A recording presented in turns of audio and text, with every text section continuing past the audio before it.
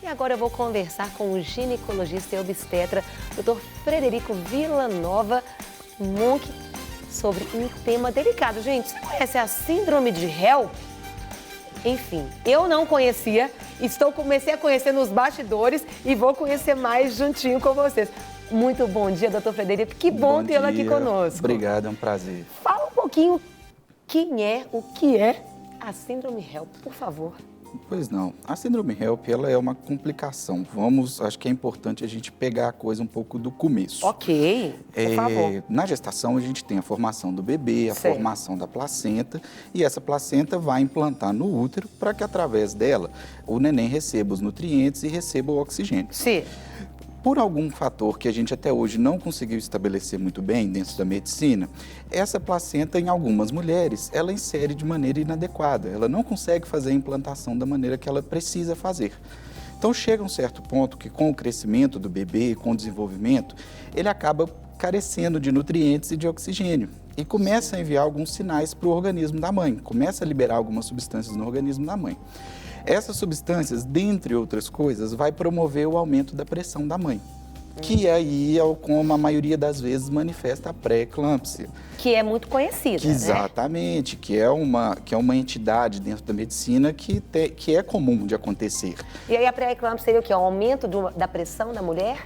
É um transtorno no organismo da mãe gestante, só acontece na gestante, Sim. Que vai cursar. Uma manifestação mais comum é o aumento da pressão. Sim.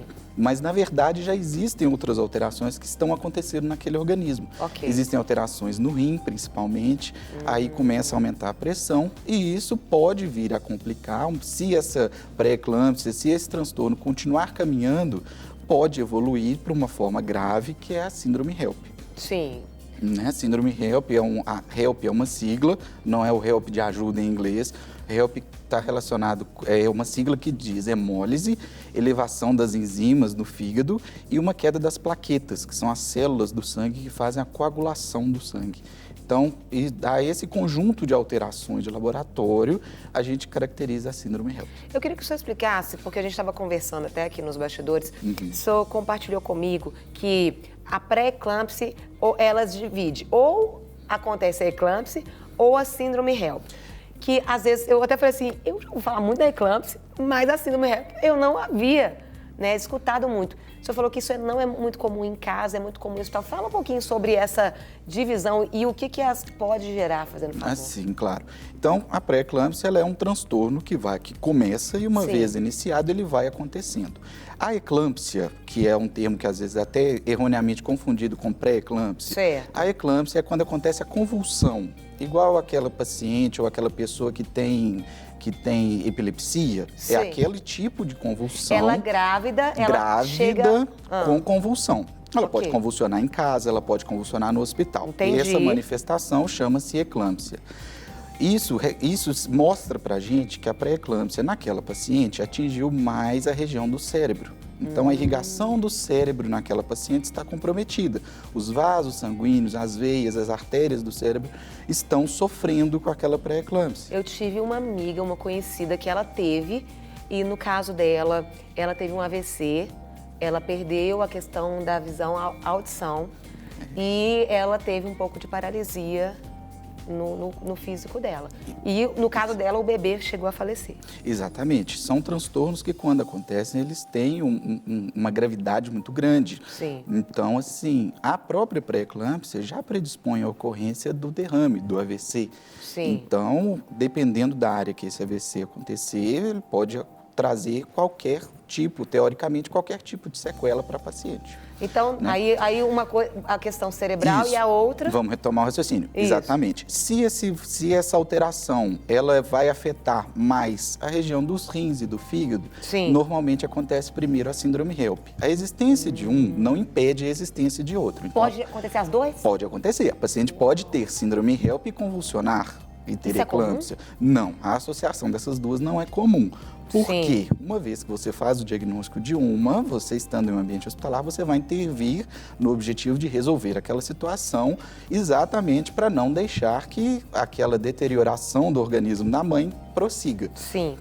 né? Então, você tem a alteração do fígado e do rim, que é o que vai mandar primeiramente na síndrome HELP.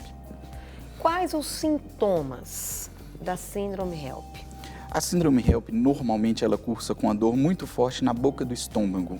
Uma dor até exatamente aqui. Por quê? É o fígado que vai distender. Então, o fígado distendido, o fígado ele incha, a gente pode fazer essa analogia. Sim. Então, isso vai causar dor. Então, esse é o principal sintoma e é, inclusive, um sintoma de gravidade. Isso acontece em que período ali da gravidez, doutor? Pode acontecer, né? Pode acontecer a partir da 20ª semana, né? Então, a partir da 24ª semana, então ali por volta de concluído o 5º mês, dentro do 6º mês da gestação, tem que ficar muito atento para esses sintomas. Não quer dizer que toda dor na boca do estômago seja síndrome HELP ou que aquela paciente esteja com um quadro de gravidade, mas demanda atenção, demanda que toda dor na boca do estômago, assim como dor de cabeça, ou então aquela paciente que fica vendo umas luzinhas passando assim na frente, que é o que a gente chama de escotoma, aquilo deve ser investigado. Com calma, porque são vários os fatores que podem ocasionar isso. Entendi. A gestante vai ter mais azia, então vai ter dor de estômago relacionado com o estômago Naturalmente. mesmo. Naturalmente. Porém, a gente não pode descuidar no sentido de investigar a síndrome HELP, a pré-eclâmpsia, medir a pressão arterial, né? Na vigência desses sintomas, a primeira coisa que a gente deve fazer para ficar mais tranquilo ali, ou então ligar o sinal de alerta, é medir a pressão arterial. Essa medida, ela idealmente feita por um profissional, mas aquela gestante que quiser também comprar o aparelho, aqueles aparelhos de pulso automáticos, isso tem valor também, tá? Entendi. Medir essa pressão, se ela estiver alterada, dirigir-se imediatamente a uma maternidade para poder ser melhor avaliada. Existe aquela mulher que tá naquele grupo de risco para síndrome HELP? Sim, o risco da síndrome HELP, ele tem muita relação com o risco da própria pré-eclâmpsia, considerando que é a mesma doença em estágios diferentes de evolução. Certo. Então, é aquela paciente que tem o primeiro filho, aquela paciente que está com a primeira gestação do parceiro dela também, ou seja, aquela paciente que está na segunda gestação, mas a primeira foi de outro parceiro, é considerada a primeira gestação daquele casal. Então, entendi. Isso também é um fator de risco. As gestantes muito jovens, abaixo dos 16, 18 anos, as gestantes acima dos 35 anos, as gestantes especialmente que tiveram um quadro de pré-eclâmpsia na gestação anterior, as gestantes que têm alguma doença que afeta os vasos, que têm pressão alta de antes, que têm diabetes, né, de antes da gestação, isso são fatores de risco que a gente tem que ficar aí muito atento. Pergunta, prevenção, tem como ter uma prevenção com relação à síndrome HELP? Infelizmente, não. É o que muito se estuda hoje no mundo da medicina, né? Vários pesquisadores, várias linhas de frente aí pesquisando isso. Não existe, a gente tem uma dificuldade muito grande, não existe uma maneira eficaz de a gente prevenir nem de a gente predizer a pré-eclâmpsia. A prevenção da pré-eclâmpsia e, consequentemente, da síndrome HELP passa muito por uma modificação de estilos de vida para aquela paciente que já tem algum transtorno antes. Então, a paciente que já tem aquele fator de risco, ela tem como reduzir a chance dela de ter a pré-eclâmpsia e, consequentemente, a síndrome HELP. Quando o senhor falou assim, que quem já teve antes, qual que é o percentual assim de quem já teve ou pré-eclâmpsia, ou síndrome HELP, ou já teve eclâmpsia, ter a síndrome HELP? Existe um percentual? Quem já teve na primeira vai ter 50% de chance de ter? Existe alguma pesquisa sobre isso? Existem pesquisas que demonstram que o risco aumenta. Porém, a chance real de uma paciente que ter de novo, a gente não tem esse número matemático. Porém, ter tido pré-eclâmpsia, eclâmpsia ou síndrome HELP é o fator que a gente sabe que mais impacta para aquela paciente ter novamente. Então, aumenta em torno de 5 a 10 vezes a chance de ela desenvolver pré-eclâmpsia. Só que, qual era a chance dela antes? Esse que é o grande problema. Aí então, multiplica. Multiplica, exatamente. Não quer dizer que ela vai ter, não quer dizer que ela está proibida de engravidar novamente. Entendi. Ou não quer dizer que se ela engravidar, ela vai ter. Isso aí tem que ser avaliado caso a caso, vai depender muito da gravidade do episódio que ela teve. Tratamento? Tratamento chama-se parto.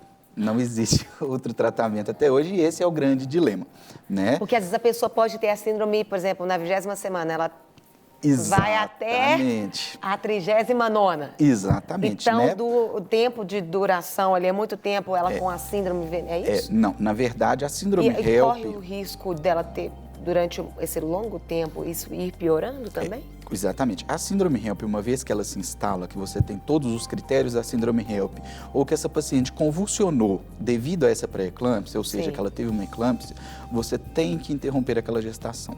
Você tem que pensar na saúde da mãe. Entendi. A prioridade torna-se a mãe. O bebê, claro que ele vai ser cuidado dentro do melhor disponível. Porém, a prioridade passa a ser a mãe, porque se você pensa em primeiro lugar no bebê, aquela mãe não sobrevive e aí vão embora os dois. Então, na vigência de pré-eclâmpsia leve, que é o quadro mais leve, ou mesmo a pré-eclâmpsia grave em alguns casos, você consegue programar aquele parto, melhorar as condições daquele bebê nascer. Entendi. Agora, síndrome HELP e eclâmpsia, qualquer uma dessas duas situações, você não tem tempo a perder. Você deve fazer o parto pela via mais rápida. Para que a consequência não seja Exatamente. mais drástica. Porque ainda, né? tirando a placenta, leia-se fazer o parto, é a única maneira de você interromper esse ciclo de alterações. Doutor, aqui eu não queria deixar o senhor embora não, porque é uma aula que eu tô tendo aqui. É um prazer. Só precisa estar voltar aqui. mais para nos instruir, trazer mais conhecimento, né? Muito obrigada, quero agradecê-lo, né, por esse momento, e realmente muito conhecimento. Deus continue abençoando. Amém.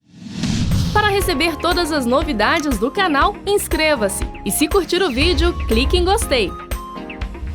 Aproveite para acompanhar a Rede Super nas redes sociais.